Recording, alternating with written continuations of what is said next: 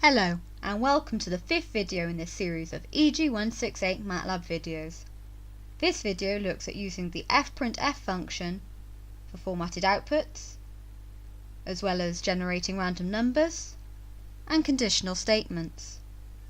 The expressions we will be looking at use relational and logical operations, such as equals, greater than and less than expressions.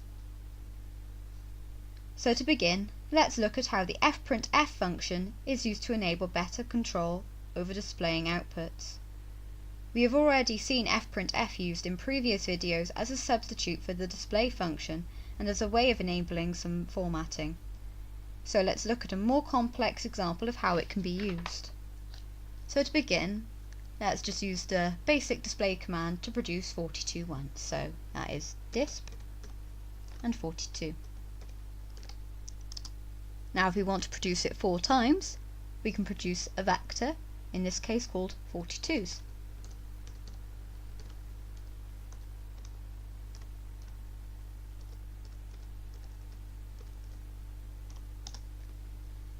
And now if we want to try and look at these 4 42s, produced in 4 different ways with decimal notation and different fixed point notations, we can use the fprintf command. So for that we want it to display 42 in 4 different ways.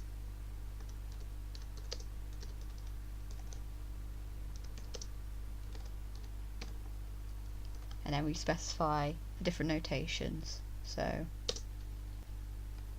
set D for decimal notation, percentage F for fixed point notation, and then some fixed point notations with a specified number of digits to the left of the decimal place and a specified number to the right. So let's do it with 2 to the left and 1 to the right, and then with 2 to the left and 2 to the right.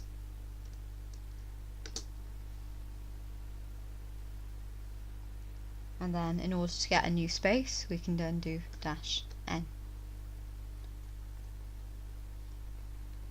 And we then put a comma and specify that we want it to be with a vector of 42s.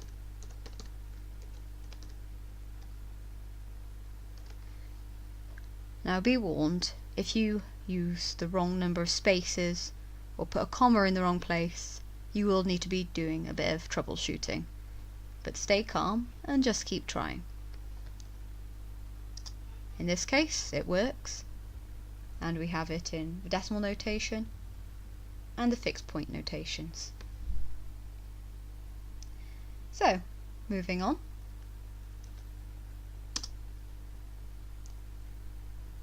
Let's have a look at random numbers.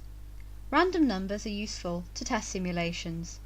You can generate a random number between 0 and 1 by typing in the following: RAND, rand, and enter. And if we do it again, we'll get a different number. However, these aren't truly random numbers, since each time you reset Matlab, it will reset to its initial value, known as its seed value. Therefore, these are actually pseudo-random numbers. An alternative way to generate slightly more random numbers is to type in RNG and shuffle,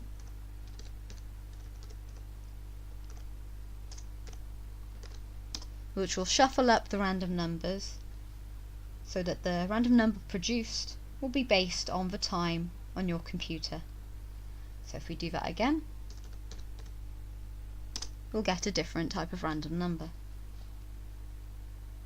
However, these values are always given between 0 and 1. So if you want a number between, say, 0 and 100, you will have to times the value by 100. So in this case, let's call it number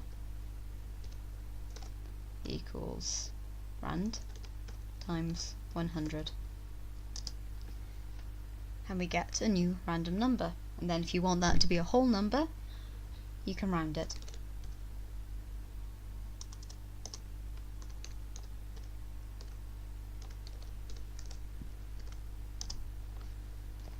And there we have it.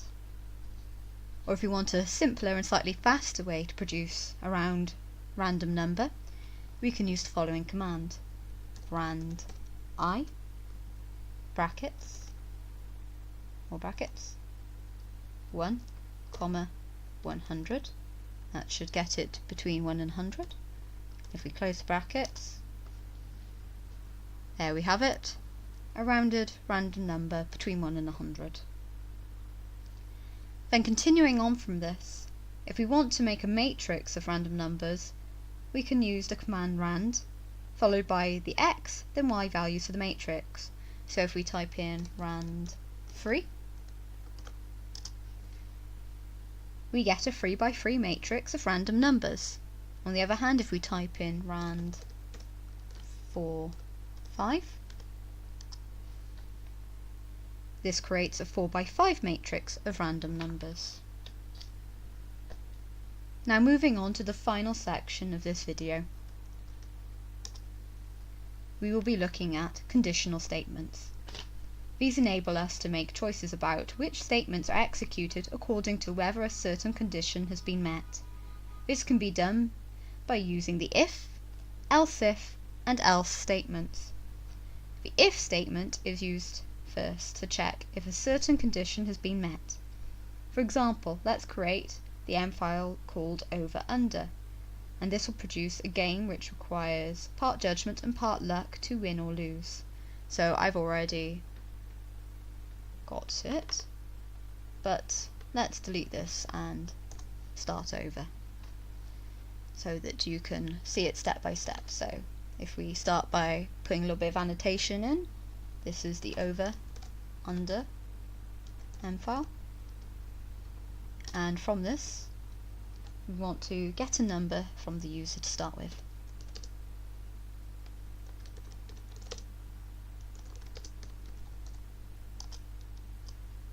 So if we start with a user producing an inputted number between 0 and 10, so user equals input, and then we want to prompt them to enter a number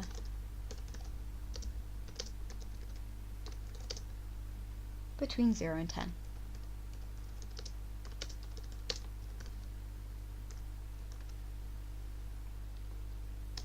Then from that, the user number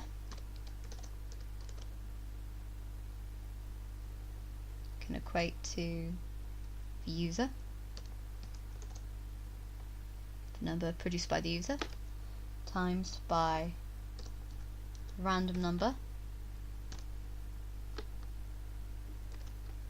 between -10 and 10.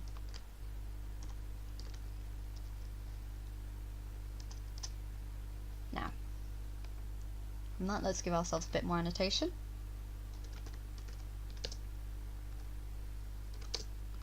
The user number will be the input, which will be multiplied by the random integer.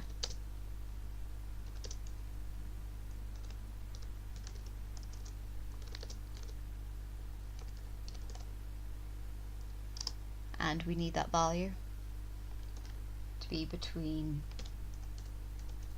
-10 and 10.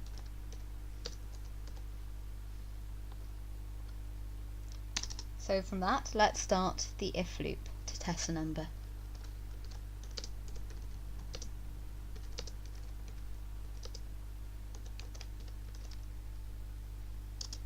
So in this case, if, and be aware that the if, else, and else if statements, they are all case sensitive, so if you capitalize it, it will not work, so be aware of that. So if the user number is greater than 10, the user will win. So let's tell them, using the fprintf command, that your number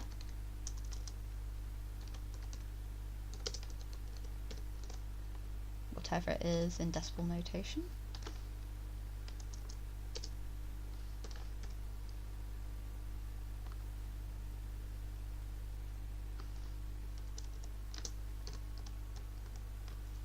therefore they win.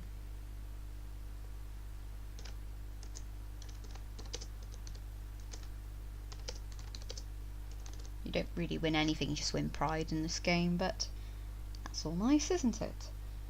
So after that we want a new line, and we'll end that. That relates to user number.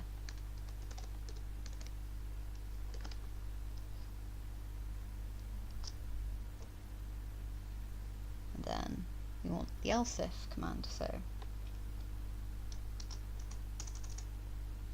else if usernum is either less than or equals to 10, they lose. So in this case fprintf, your number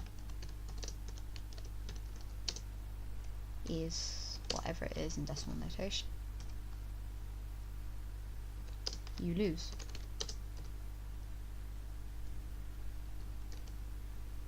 Sorry. And leave it at that. Or ask them try again. Then we create a new line. And that. And once again that relates to username.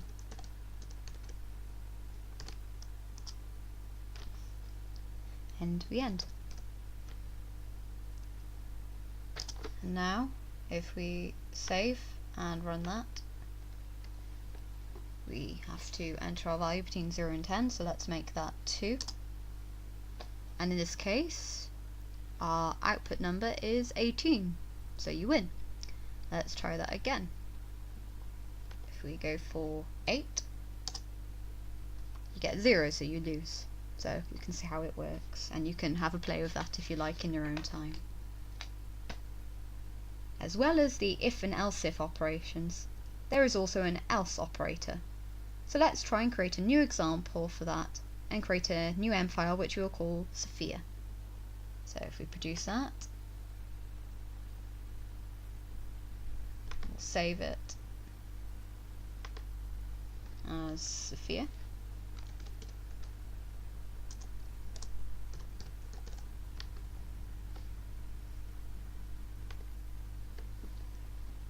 This time we will use the if and else command to calculate the volume of sphere. So let's give a little bit of annotation. Calculate the volume of a sphere.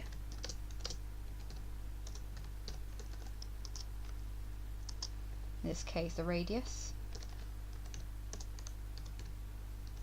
will be a user-defined value, so input, and we want to ask them to enter a radius in centimeters.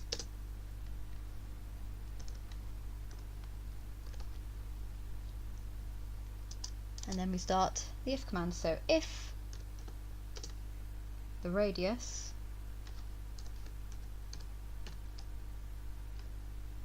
is greater than 0, the volume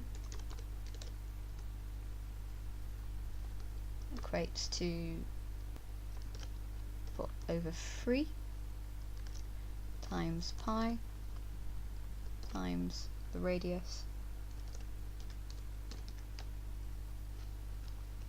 cubed. and then we want to have an output of fprintf saying the volume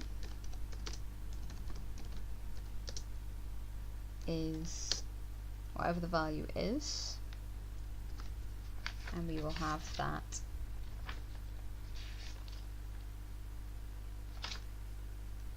to 0.3. Yeah, we'll have 3 decimal places. So 0.3 f. New line. Close that off, and we want that for volume. And make sure both volume and radius is consistent in your cases, otherwise you will have to troubleshoot it. So volume, and then we give an else command. Else. So if that's not the case, you want to state fprintf you entered what have you entered in decimal notation, radius cannot be 0 or less. Try again. And then create a new line, and we'll end that. That's from radius.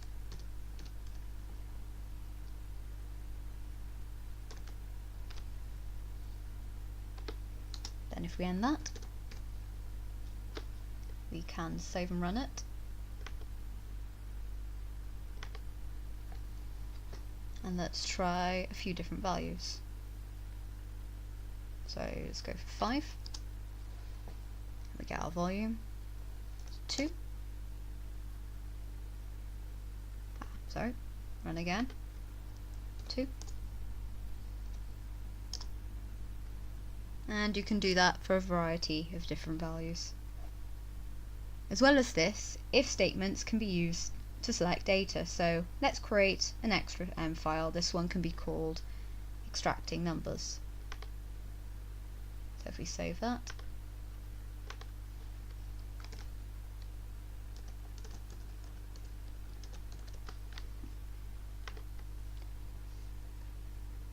this time we will be using it to try and extract numbers from a defined vector. So extracting numbers,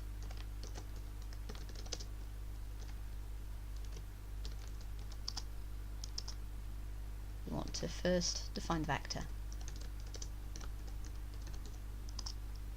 So we'll call this vector 10 from the handout, and equate that to 1, 20, 14, 19, 12, 9, 3, 22, and 11.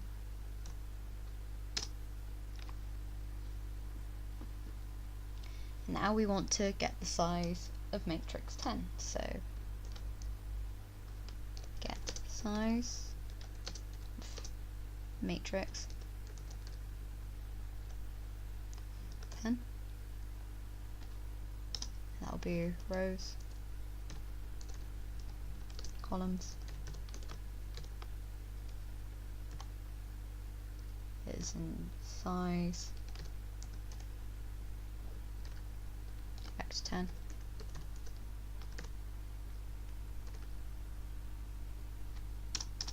Then after that, we need to initialize the result vector, so let's prompt ourselves to do that.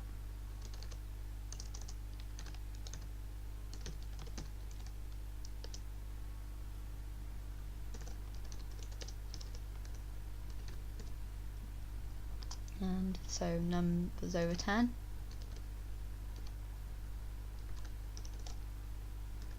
We can initialize that to 0. Then the first one can be equating to 1.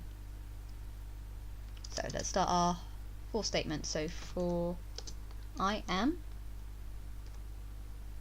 incremental values is 1 to columns,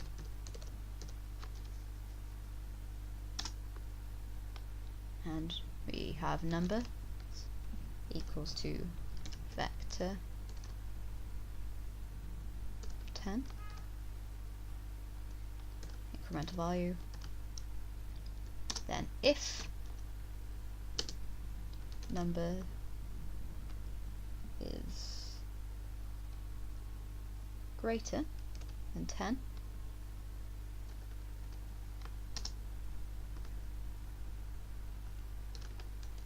numbers over 10 in incremental values,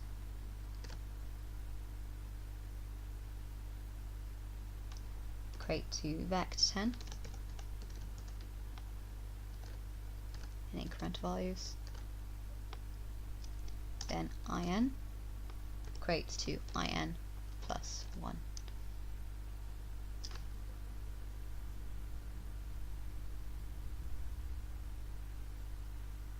I'm not quite sure if that's right, so I may check one I made earlier.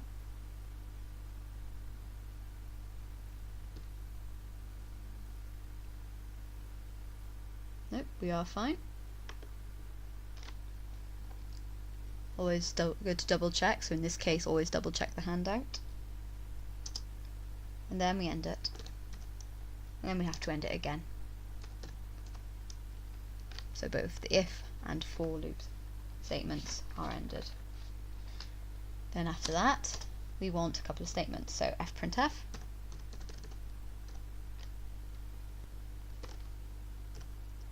the numbers over 10 are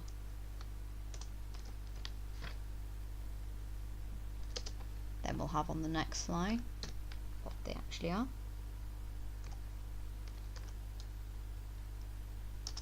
So fprintf again.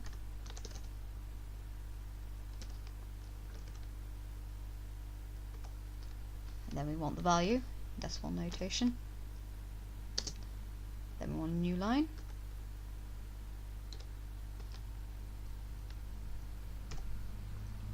And that will be relating to numbers over 10.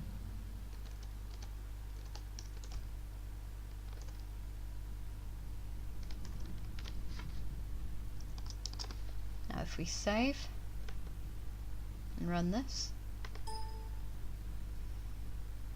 we have another example of troubleshooting. So in this case, error is in line 22, column 17. So if we go to line 22, the very end,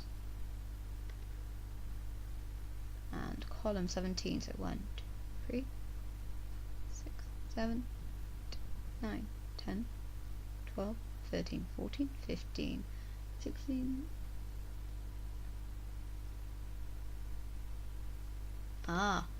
We've got the comma. So if we save that, run it, and there we have it. See, troubleshooting's nice and easy. It tells you exactly where to look. We'll go over that again in the next video if you need any further help. And there we have it. These are the numbers over 10 from vector 10. And so that brings us to the end of this video on conditional statements. The final video in this series is on troubleshooting, relating to what we just looked at, and many other examples of troubleshooting which you guys may come across and need a bit of help on. So thank you for listening.